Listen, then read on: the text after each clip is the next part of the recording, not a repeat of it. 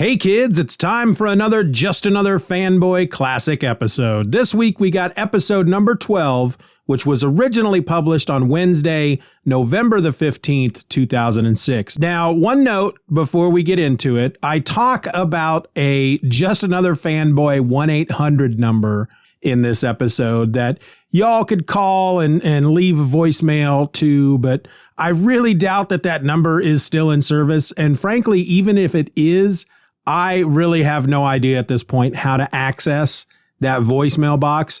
So yeah, I wouldn't try calling it if I were you, or call. I mean, it really doesn't make any difference to me. Just know that if it still works and you are able to leave a voicemail, I'm never going to hear it.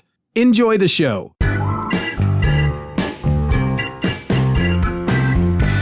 You're listening to Just Another Fanboy, the podcast that's slightly bent in the middle. Just Another Fanboy is a Lynx broadcasting production. Lynx, like the cat. Meow. Just like a comic book! Just like a comic book! Just like a comic book! Just like a comic book! Welcome to episode number 12 of Just Another Fanboy. This episode was recorded on November 14th, 2006, and likes chocolates, but only for the fancy foil wrappers.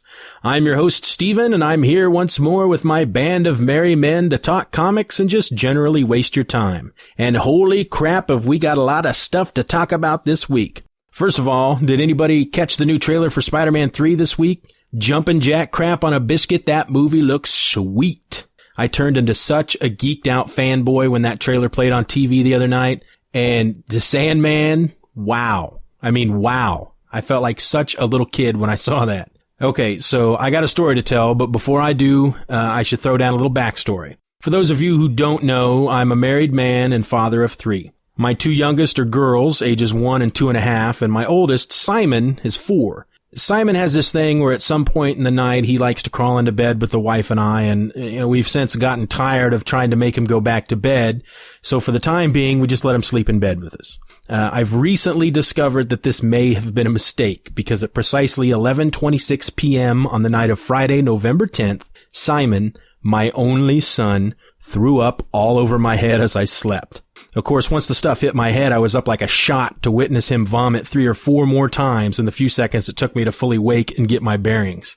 Karen, that's my lovely wife, took care of Simon while I cleaned off, and as she had the chore last time Simon was sick, it was my turn to take care of the boy throughout the night. Not that I wasn't going to sleep, because once you've been vomited on in the middle of the night, it's hard to go back to sleep. But I'm telling you, that kid threw up every 10 to 20 minutes until about 11 a.m. on Saturday morning, and then he was fine. Every 20 minutes, and then fine. Anyway, for those of you who are parents, and frankly, for those of you who aren't, this is the one thing that they just don't tell you about when you're thinking about having kids. I mean, sure, they tell you about the joy and all the unconditional love that you'll get from the little kids and whatnot. They'll even tell you about the mountain of poopy diapers, but they never tell you about the countless times you will spend drenched in puke. I'm not talking about spit up. Spit up, that's something that just is pretty much goes with the program. I'm talking about buckets of puke. Anyway, now that I've driven my audience away, I just got V for Vendetta from my local library, not the movie, the book. I'm only a quarter of the way into it, and I'm really digging it so far. It's so different than the movie, which was pretty much expected, but in many ways the movie still got it right. I also got volume 2 of the Ex Machina trade by Brian K. Vaughan.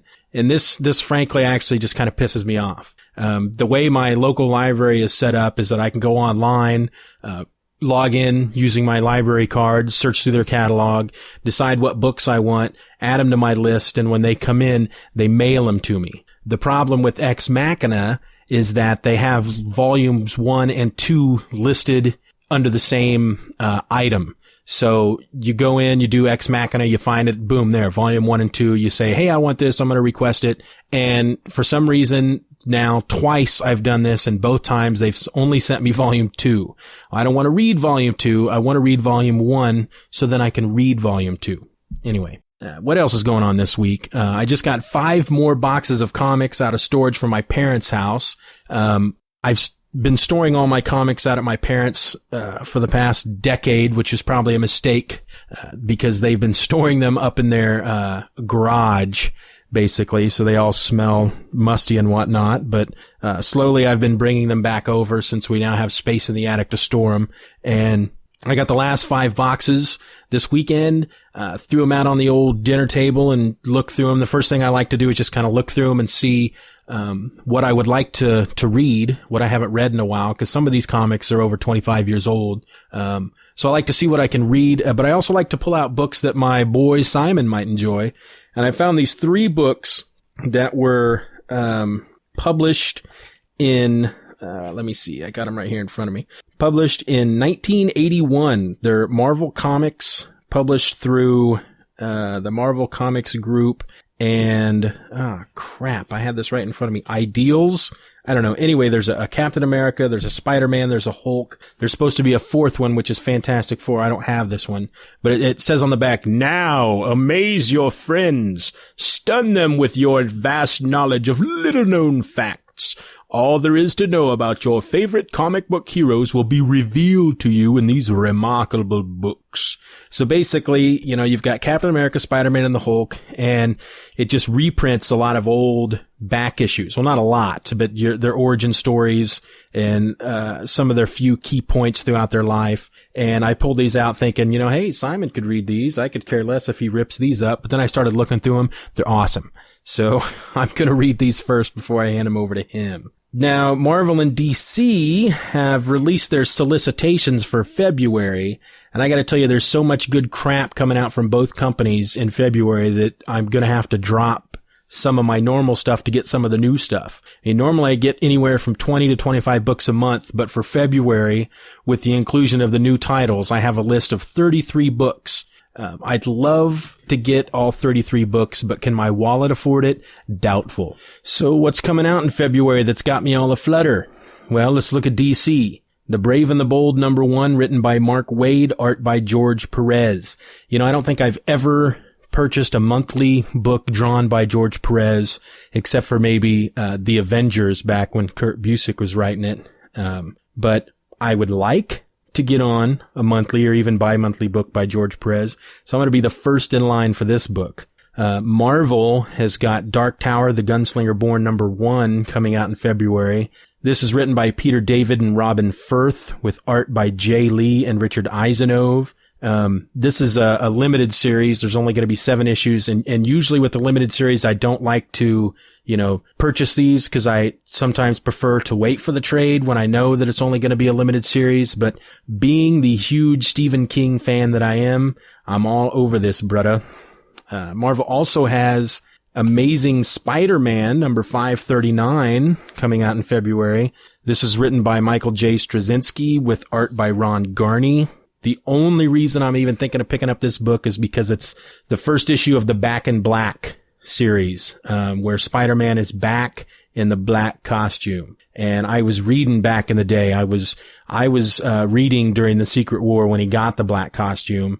And I'm one of these people that will stand up and say, hey, I'm a fan of the black costume. I mean, it sure beats this stupid Spidey Iron Robo armor that he's wearing now. So, though I haven't been purchasing any Spider-Man books, even though I've always considered Spider-Man to be my top superhero character, the books really haven't been doing anything for me, but I'm going to use this to try to jump back in, and let's hope it treats me nicely and maybe gives me a little back rub in the middle of the night. Marvel also has Civil War: The Initiative, written by Brian Michael Bendis and Warren Ellis, with pencils by Mark Silvestri. This sounds like a pretty good deal, though the more I read into it, the more it sounds like it's just going to be a prologue for the new Iron Man, Omega Flight, Mighty Avengers, New Avengers, and the Thunderbolts. And while it sounds interesting, I'm probably only going to be picking up Mighty Avengers and New Avengers once the whole Civil War thing is over. So I may give this one a miss. This may be one that I can just drop. But that's what's coming out in February, other than everything else that's on my pull list. So looking forward to February. I got something exciting to tell you, something I'm excited about, and I hope you're excited about it as well. Just Another Fanboy now has a 1-800 number that you, the listener, can call and leave voicemails and become part of the show. The number is 1-877-309-8367, extension 212. You can use the new 1-800 number to leave an audio comment about the show, or tell us what your picks of the week are, or even review a book. The thing is, I'm going to play it. I want the listeners to become a huge part of the show. So you send it, I'm going to play it. Just keep it clean, because I like a squeaky show. So the number is, again, 1-877-309-8367, extension 212. The number should be up on the site soon. So call and leave a message and I'll play it. Kind of like this one. This is a test of the emergency podcast system. This is only a test. This has been a test of the emergency podcast system. Had this been an actual emergency, you would have been instructed to kiss your sweet butt goodbye. This has only been a test. So, speaking of which, let's do a little listener's feedback.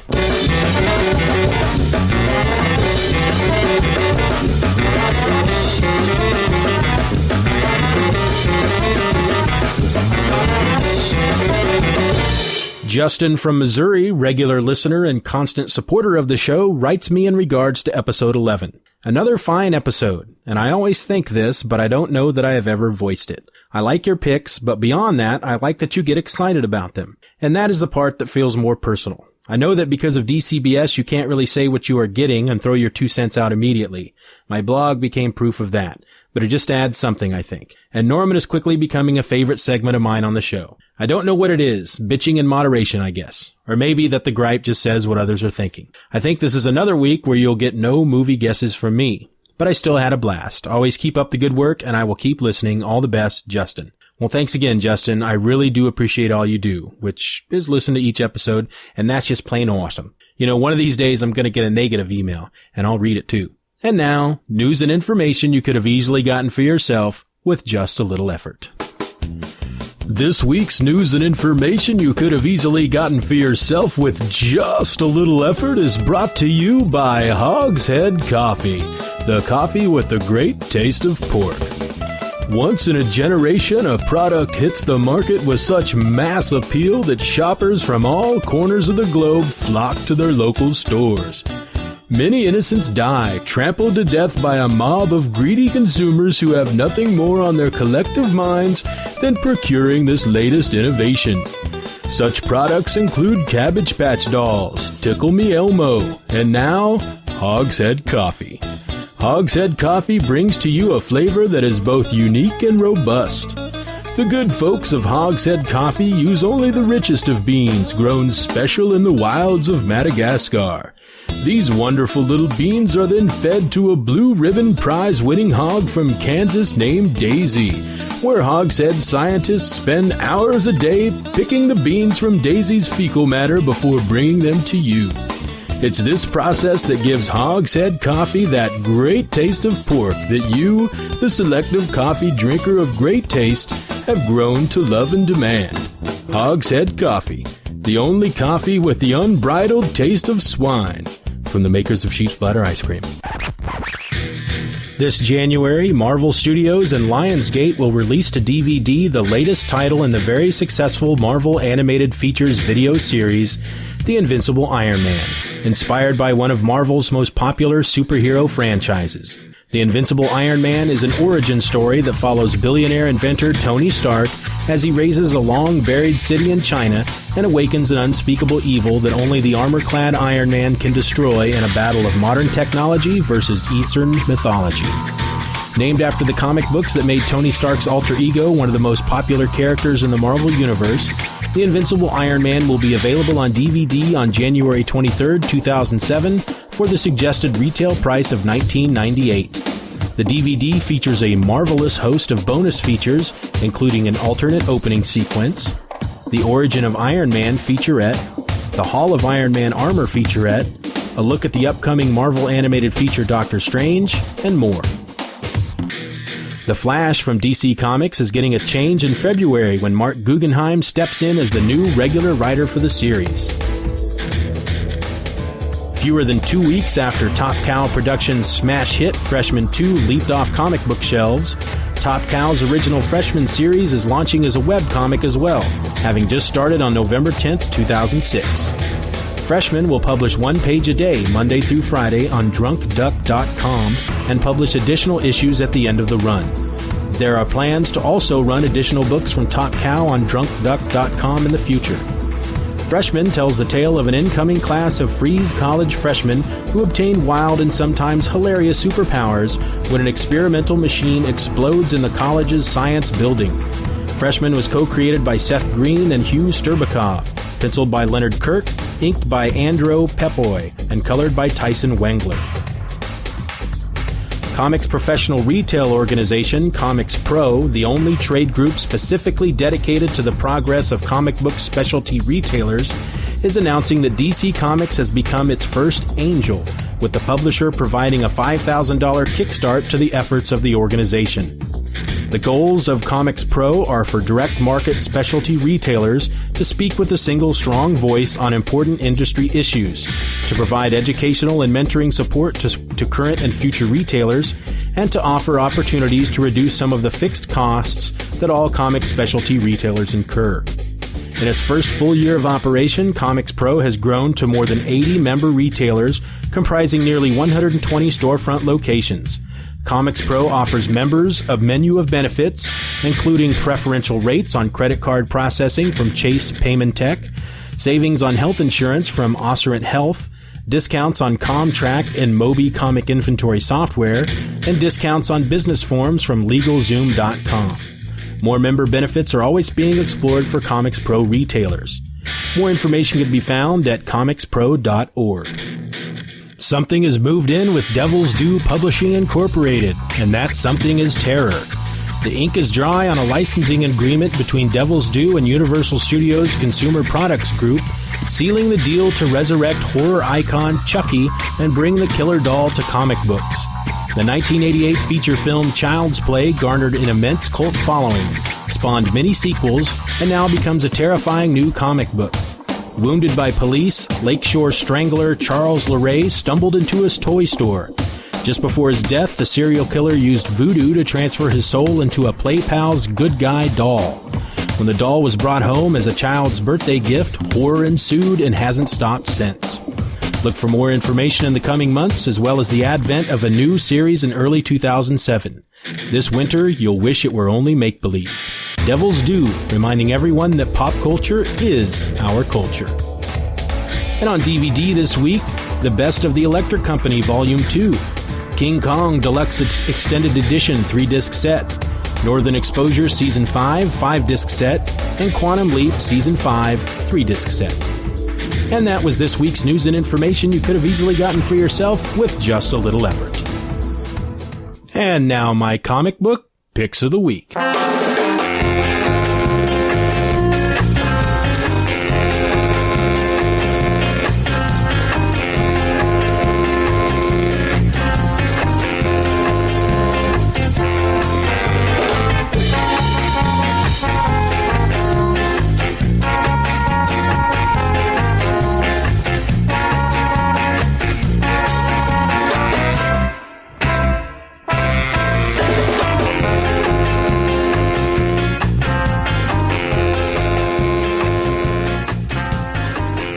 This week from DC, we have 52, number 28, written by Jeff Johns, Grant Morrison, Greg Rucka, and Mark Waid.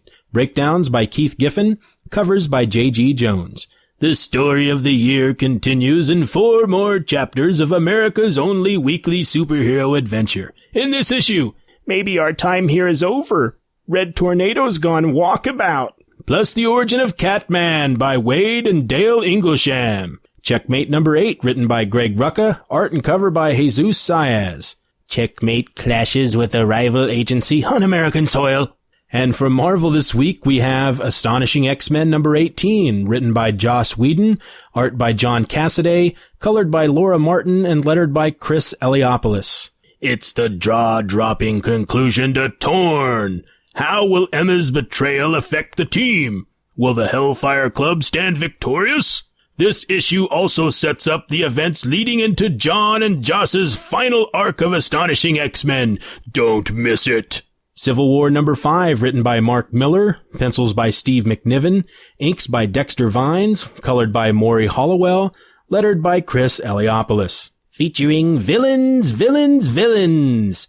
Sides, chains, and chaos reigns as the evildoers of the Marvel Universe make their presence felt in a new and shocking way. But when the underworld gets involved, can the Punisher be far behind? Moon Knight number 6, written by Charlie Huston, pencils by David Finch, inks by Danny Miki, colored by Frank D'Armata, and lettered by Joseph Caramagna. It's never about speed or slick moves or razor-sharp reflexes. It's about what you can take. It's about how much pain you can absorb. How many times can you hit the mat, bloody and dazed, and still get up? That's where glory is forged. That's where one earns the grace of God, or in this case, Khonshu, God of Vengeance. Mark Spector's taken their best shot. Taskmaster, the Profile, the entire committee. Question is, are they ready for his? And those were my comic book picks of the week. Got your own picks? Call 1-877-309-8367, extension 212, and tell us all about them. Of course, you'll want to use picks from last week's, but we would still love to hear them. Come on, call. You know you want to. Do it. Do it now. And now for At the Movies with Gary, Indiana.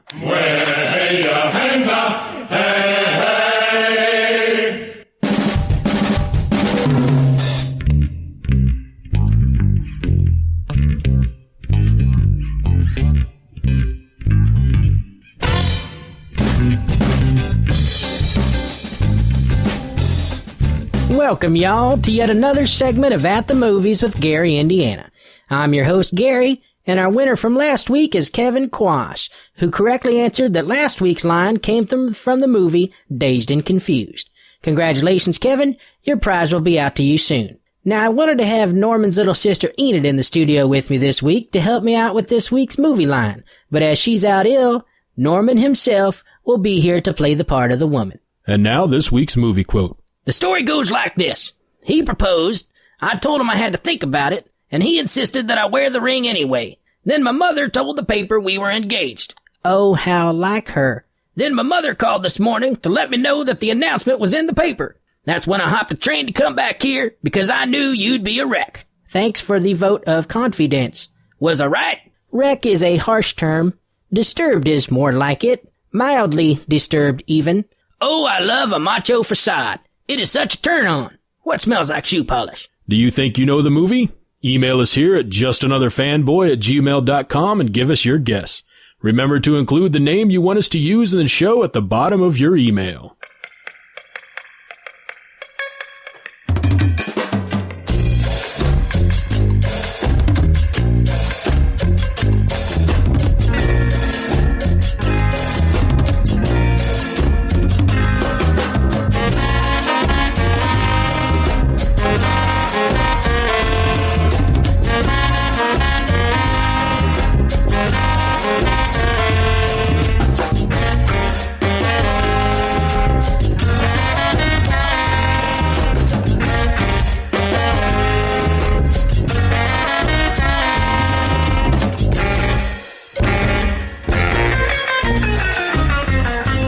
This week on Heroes, a spoilerific look at the latest episode of Heroes on NBC. This week's episode was called 7 Minutes to Midnight and was one of the best so far. Does Mohinder have a special ability like the other heroes? Mohinder is back in India and is trying to get back to his normal life. That is, until he starts having dreams of the past.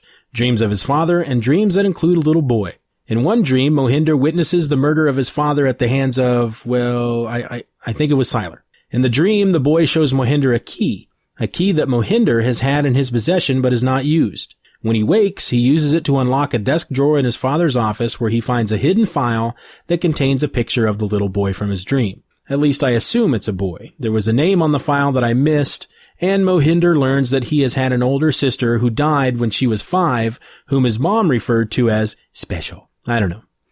Isaac is with Eden and Claire's father, HRG. They have helped him get clean, and HRG comes to see him about his paintings. He explains to Isaac that the cheerleader is his daughter, and the man trying to kill her is Siler, and that he will kill her tomorrow night at the homecoming. HRG is trying to do what he can to prevent this, and he wants Isaac to finish the paintings, to paint the future, to help HRG save his daughter. It's here that we learn that HRG has been with an organization that has been tracking and monitoring people with abilities for over a decade. One such was a woman who died, and HRG and his wife took her small baby and adopted her. Yeah, that would be Claire. So, is HRG really the bad guy that we all think he is, or is he just simply a father that will do everything in his power to save his little girl? Only time will tell. Anyway, Isaac can't get his powers to work without the heroin, but he also doesn't want to go back to the needle as he's finally gotten it out of his life. HRG, however, has Eden convince him to cook up, and soon Isaac is painting away. Hiro and Ando find themselves in a small diner in Texas where Hiro befriends a waitress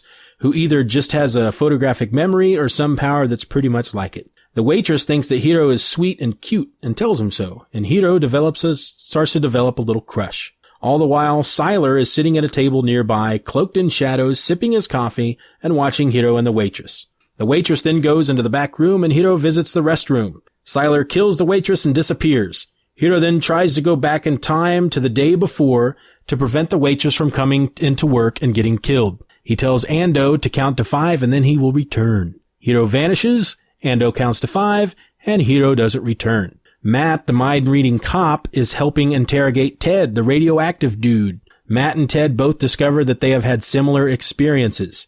Both have blacked out in the recent past while in the same room with a large bald Haitian man.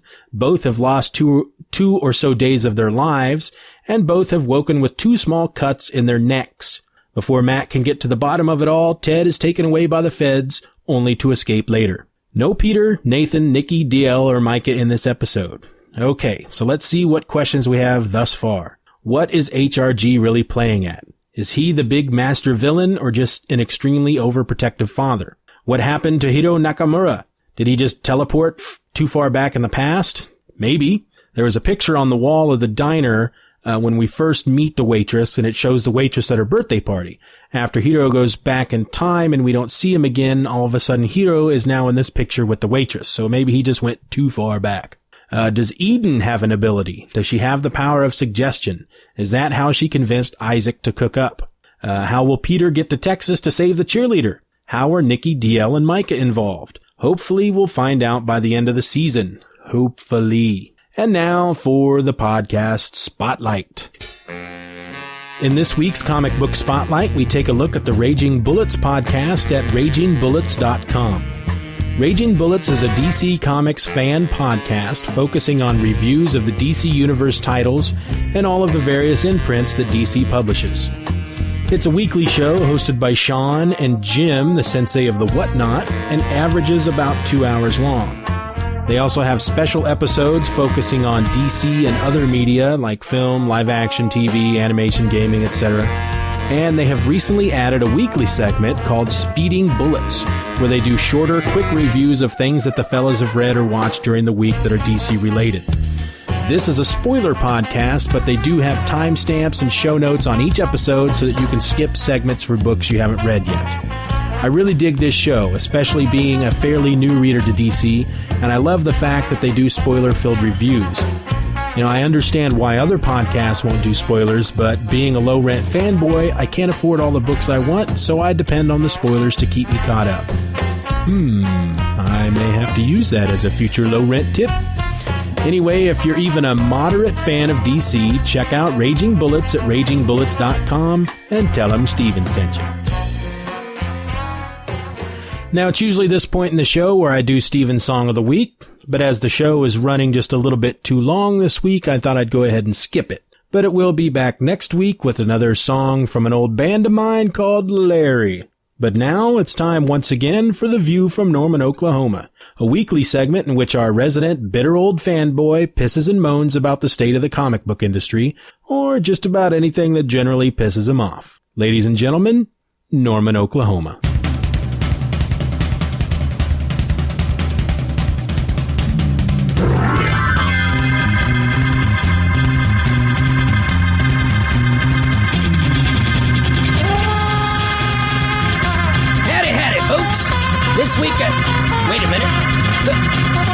the song. Somebody stop the song. Stop it. Thank you. Now this week, I'd like to wax intellectual about all these darn folks flying around in such a ding-dang hurry all the time. It seems like wherever I go, be it to the store, the bank, work, down the street to the park, or even just to the kitchen, most other people are trying to get there faster, and they will do anything, regardless of how dangerous or illegal it may be, to get there before anyone else. Why is everybody in such a hurry? When did life turn into such a big race? What is it out there on the open road that most drivers are in such a hurry to see? Now, I ain't sure how it is in other countries, but in America, it seems that almost everyone who gets behind the wheel of a car feels the need to burn as much fuel as possible to get from point A to point B. The burning of fuel, however, is not because of your average American taking the long way around so they can just sit back and enjoy the drive. Nope, the fuel expenditure is the effect of everyone placing their right foot firmly down on the gas pedal and giving it all they have. I can't ever get out on a highway without feeling as if I'm not going to survive the trip because someone out there needs to get to Walmart in record time just to purchase a new drain stopper for their kitchen sink. And don't get me wrong, I've been known to speed now and again. Whenever I'm on the highway, I drive no less than 5 miles per hour over the speed limit, but no more than 10. Yet even then, everyone seems to zoom by me as if I'm standing still. Now I'm sorry, but is 10 miles an hour over the speed limit still too slow for you? Where are all the dang cops when you need them? I remember once watching the early show on CBS and was simply amazed by what people are now doing to keep themselves from getting speeding tickets. The segment I watched was all about those radar cameras that certain states in the U.S. have set up to catch speeders or people who run through red lights.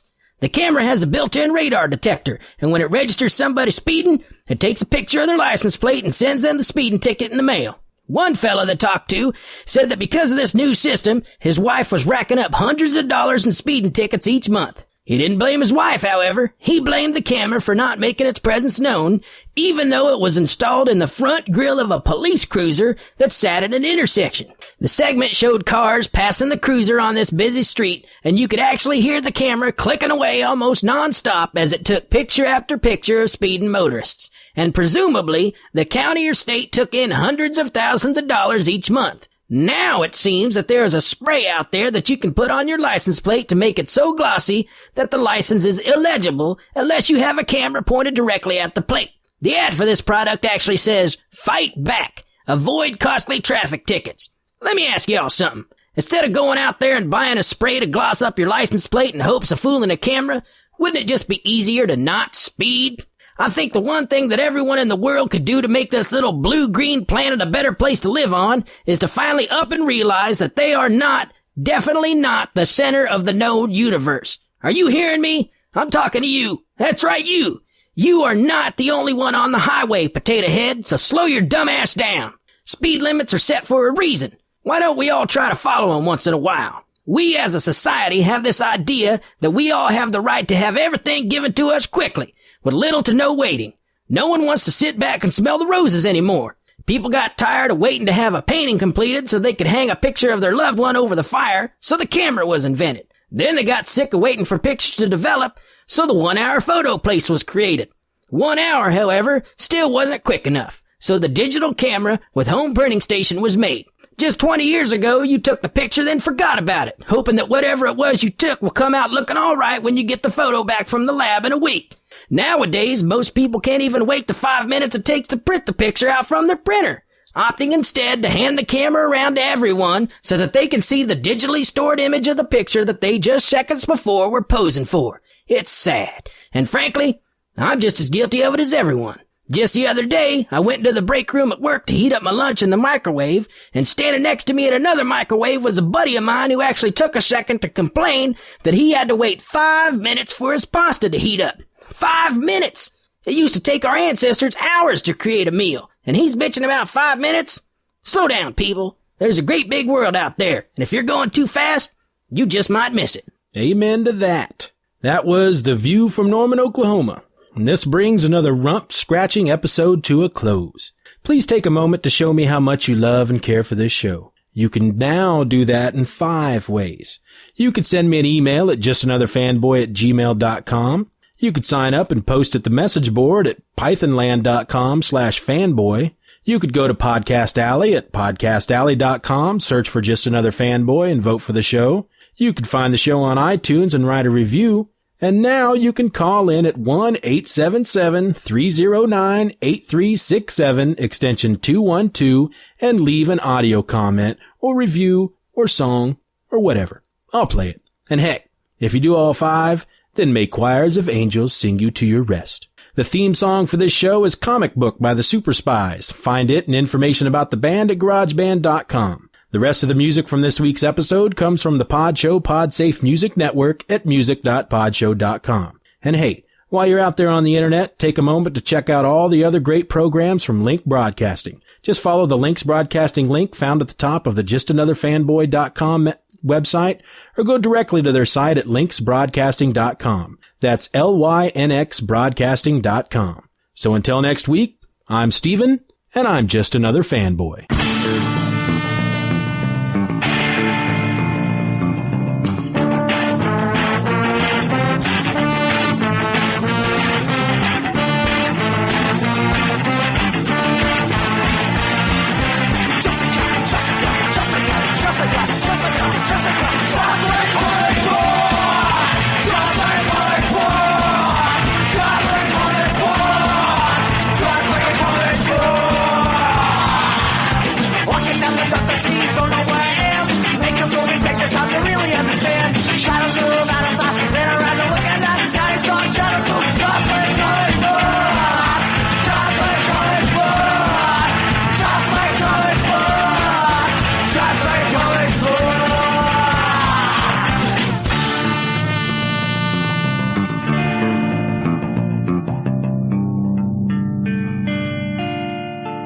Bye-bye, Daddy.